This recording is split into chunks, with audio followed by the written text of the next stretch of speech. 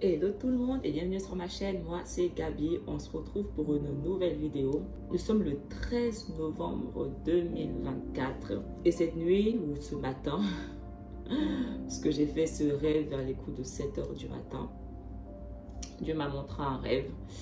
En fait je m'étais réveillée vers 6-7 h du matin et après j'ai demandé au Saint-Esprit qui me rappelle tous les rêves que j'avais fait cette nuit parce que je ne me rappelais pas et je me rendors.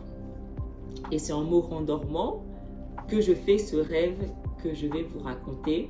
Dans ce rêve, j'étais avec une dame. C'était une dame blanche, mais elle était plus âgée que moi. Elle devait avoir une cinquantaine, soixantaine d'années. C'était vraiment une maman, elle pouvait être ma mère, vraiment. Et elle commençait à dire, à prêcher. Quand je dis prêcher, il n'y avait personne, hein, mais elle parlait. Elle disait oui, tout le monde doit se dépouiller. Donc bref, elle prêchait vraiment sur le dépouillement, d'accord? Elle parlait, elle disait que j'avais raison, qu'on devait tous se dépouiller, que le dépouillement était obligatoire, était nécessaire dans la marche avec Dieu. Et en même temps qu'elle était en train de dire ça, je pouvais voir qu'elle-même, elle n'était pas entièrement dépouillée. Mais je pouvais voir qu'elle avait toujours un peu des traits d'eyeliner. Elle portait des boucles d'oreilles qui pendaient un peu en argent. Bref, elle n'était pas du tout elle-même totalement dépouillée. Mais elle prêchait le dépouillement. Et donc du coup, dans mon esprit, je me suis dit, mais quelle hypocrite. Je l'ai trouvée très hypocrite. Et je me suis dit en moi-même, comment elle peut parler ainsi alors qu'elle-même n'est pas entièrement dépouillée. Et on aurait dit qu'en fait, elle avait compris que j'avais pensé qu'elle était hypocrite parce qu'elle-même, elle était toujours maquillée. Et du coup, elle me dit, oui, c'est vrai, j'ai encore un œil qui a du eyeliner, mais je vais l'enlever parce qu'on doit tous l'enlever, on doit tous se dépouiller. Et là, elle commence à me dire, il faut que tu saches que les gens vont te haïr parce que tu dis ce genre de choses. Il faut que tu le saches. Et je lui dis, oui, je sais. Et quand je lui dis, oui, je sais, elle commence à me dire, est-ce que tu connais telle personne? Et en fait, elle m'a dit le nom d'une fille. Dans mon rêve, cette fille-là, je la connaissais de vue, mais pas personnellement. Donc, je lui ai dit, non, je ne la connais pas. Parce qu'en fait, j'ai senti qu'elle voulait faire du commérage sur elle et je n'avais pas envie de ça. Donc, du coup, j'ai préféré lui dire, non, je ne la connais pas. Parce que c'est vrai, je ne la connaissais pas, je la connaissais juste de vue. Mais j'ai préféré lui dire carrément, non, non, je ne la connais pas. Elle a commencé à vouloir me faire du commérage sur elle en me disant que tu vois cette fille là elle aussi elle ne m'aime pas. Et du coup je l'ai calmée, j'ai dit hey, je la connais pas. Après on arrête de parler et dans ce moment de silence que nous avons, j'ai une révélation. J'ai une révélation et en fait cette révélation c'était pourquoi à ton avis Adam et Ève étaient nus dans le jardin d'Éden. En fait, j'étais comme allongée et je me suis relevée comme ça. Et je dis à la dame avec qui j'étais, je viens à l'instant d'avoir une révélation. Dieu vient à l'instant de me faire une révélation. Et j'arrivais pas à croire la révélation que je venais à peine d'avoir. Et du coup, je lui dis, pourquoi Adam et Ève étaient nus dans le jardin d'Éden? Et moi, j'avais la réponse. J'ai directement compris tout ça. Je lui pose la question pour voir si elle aussi, elle sait, si elle aussi, elle comprend. Donc, je lui ai dit, pourquoi Adam et Ève étaient nus dans le jardin d'Éden? Et elle était là, elle dit, je sais pas. Et en fait, elle savait pas. Elle n'avait pas cette révélation. Donc, elle savait pas. Elle me dit, je sais pas, pourquoi? Et je lui dis, mais réfléchis, réfléchis. Pourquoi, à ton avis, Adam et Ève étaient nus dans le jardin d'Éden? Elle me dit, je sais pas pourquoi. Et au moment où je vais pour lui expliquer pourquoi, mon rêve, il s'arrête là. Et je me suis physiquement réveillée. Et en fait, quand je me suis réveillée, j'ai cru que c'était le Saint-Esprit qui m'avait rappelé les rêves que j'avais oubliés, comme je lui ai demandé. Et c'est après que je me suis rendu compte qu'en fait, non, Gabriel, c'était littéralement un rêve. Tout ça, c'était un nouveau rêve que tu viens à l'instant de faire. Et Dieu t'a réveillé pour que tu n'oublies pas ce rêve. Quand on lit la Bible, on sait que Dieu ne fait absolument rien par hasard. Tout a un sens. Tout ce que Dieu fait a un sens. Il n'y a absolument rien dans la Bible qui n'a pas de sens. Et Dieu m'a fait comprendre que j'avais déjà la réponse à cette question. Parce que je savais et j'étais sur le point de lui expliquer à la dame pourquoi. Donc Dieu me fait comprendre que toi, tu as déjà la réponse à cette question. Mais la dame n'avait pas la réponse à cette question. Mais qui était cette dame? Cette dame était une hypocrite. Cette dame était une commère. Cette dame n'était pas dépouillée. Donc, elle ne pouvait pas avoir cette même révélation que moi j'ai. Elle ne pouvait pas avoir la même vérité que moi j'ai. Donc, Dieu me fait déjà comprendre ce point-là. Tu as des vérités que d'autres n'ont pas. Et cette dame, elle était plus âgée que moi. Cette femme avait en elle des péchés.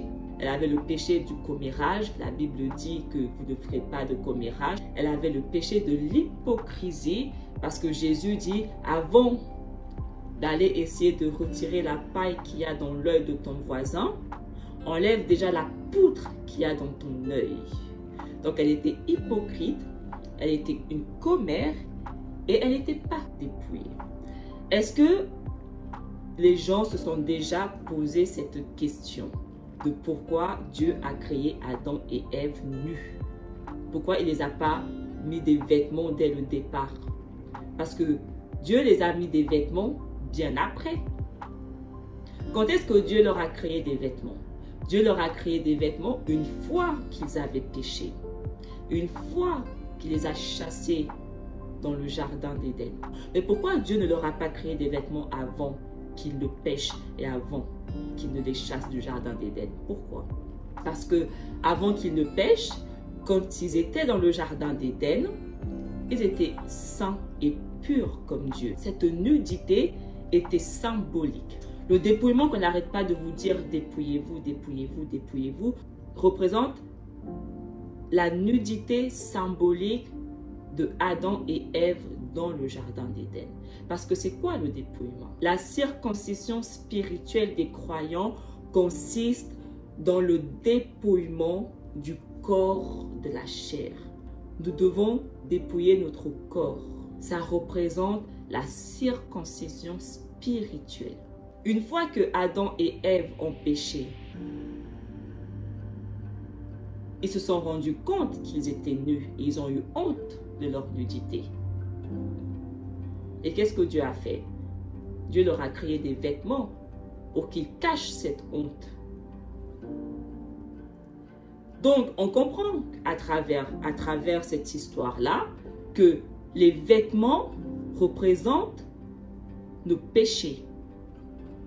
Les vêtements que nous portons cachent, couvrent nos péchés. Tout ce que nous mettons sur nous sert à couvrir nos péchés. Les tatouages que j'ai représentaient des péchés. Je les ai faits parce que j'étais une pécheresse. Tout ce qu'on met sur nous, on le met parce que nous commettons des péchés. Adam et Ève ont mis quelque chose sur leur corps une fois qu'ils ont péché.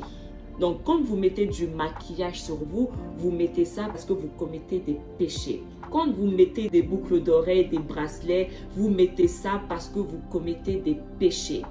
Et lorsque tu arrêtes de pécher, tu enlèves tout ça. Tu te dépouilles, tu te circoncis de la chair. Tu te circoncis spirituellement. Tu enlèves toute cette masse de péchés qui te couvrait. Tu les enlèves. Exode 21, versets 5 à 6, il est écrit: si l'esclave dit « J'aime mon maître, ma femme et mes enfants, je ne veux pas sortir », alors son maître le conduira devant Dieu et le fera approcher de la porte ou du poteau, et son maître lui percera l'oreille avec un poinçon. Et l'esclave sera pour toujours à son service. Vous devez connaître les origines de toutes choses. Les trous dans nos oreilles que nous avons voici l'origine. C'était un signe de mon Dieu que l'esclave voulait rester esclave. Alors on lui perçait les oreilles. Et qu'est-ce que Jésus nous dit, nous rend esclaves? Nos péchés. Nous sommes des esclaves à cause de nos péchés.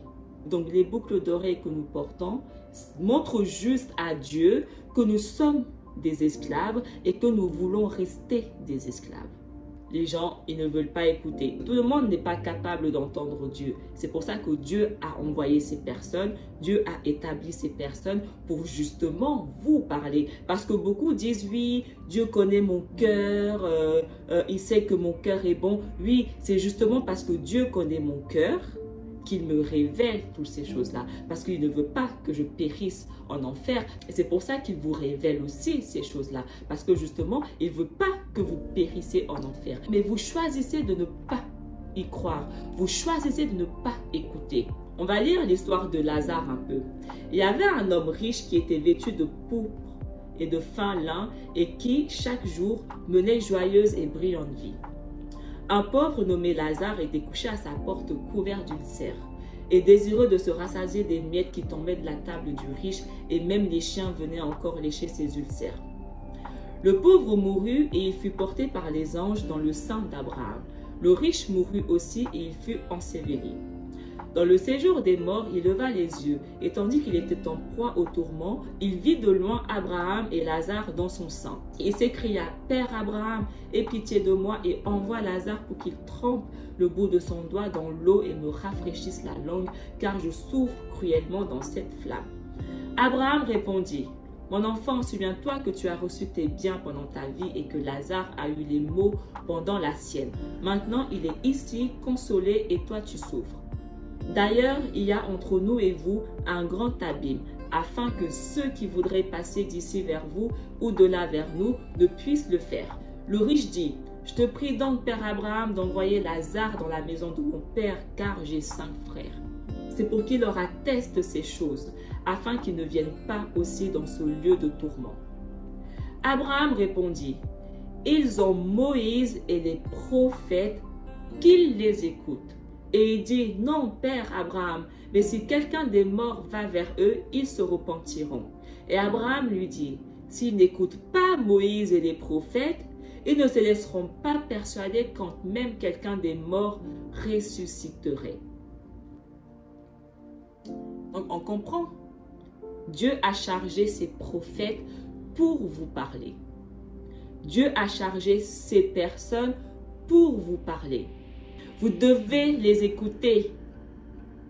C'est Dieu qui vous parle à travers ces personnes parce qu'il essaie de sauver votre âme. Mais vous choisissez de ne pas l'écouter. Donc le jour du jugement, si vous avez choisi de ne pas écouter, Dieu vous demandera, « Je t'ai envoyé ma servante Gabrielle. Je t'ai envoyé mon serviteur ci, ça, ça. Je t'ai envoyé mes prophètes. Pourquoi tu ne les as pas écoutés? » Qu'est-ce que tu vas répondre à Dieu?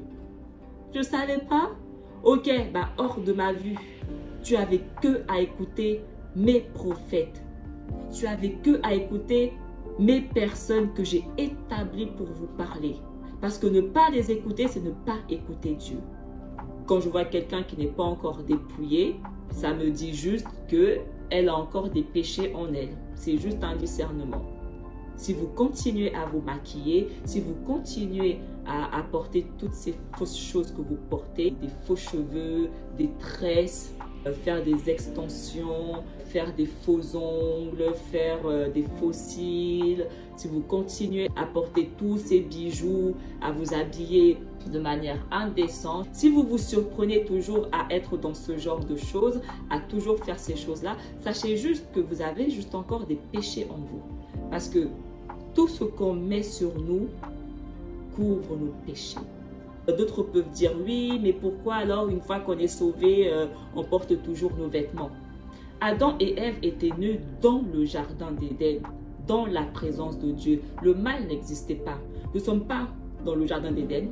Nous ne sommes pas avec Dieu, nous sommes avec Satan. Donc oui, c'est pour ça que nous sommes obligés de toujours porter ces vêtements.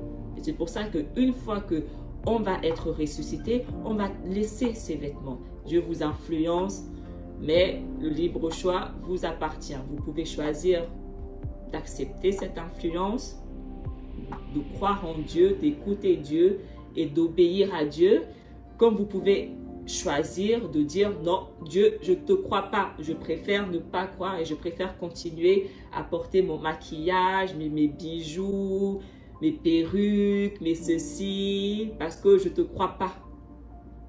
Parce que faire ça, c'est littéralement dire à Dieu, Dieu, je ne te crois pas.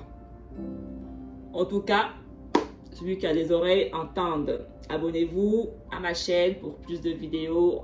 Suivez-moi sur TikTok et sur Instagram. Et on se retrouve très bientôt pour une nouvelle vidéo.